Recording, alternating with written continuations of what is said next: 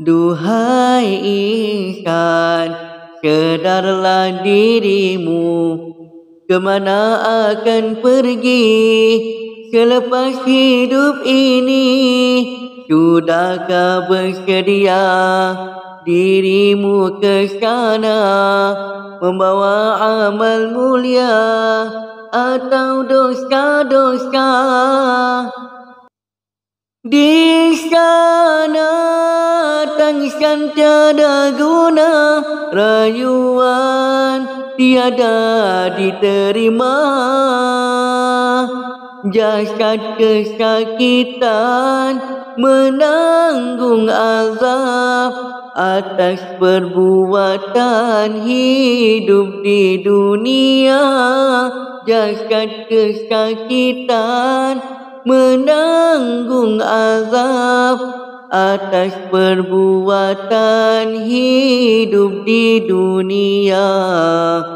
Duhai insan, sedarlah dirimu, kemana akan pergi selepas hidup ini?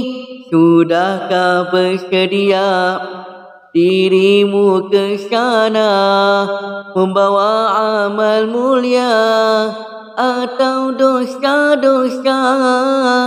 Di sana tempat kita kembali, hamba yang berdosa akan dihukumi, hamba yang mulia akan dirahmati sebagai anugerah dari Ilahi. Di sana tangisan tiada guna, rayuan tiada diterima.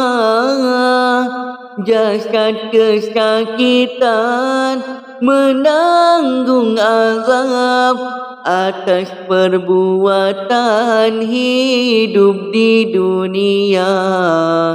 Di sana tempat kita kembali, hamba yang berdosa akan dihukumi, hamba yang mulia akan dirahmati sebagai anugerah dari Ilahi. Hamba yang mulia akan dirahmati sebagai anugerah dari Ilahi.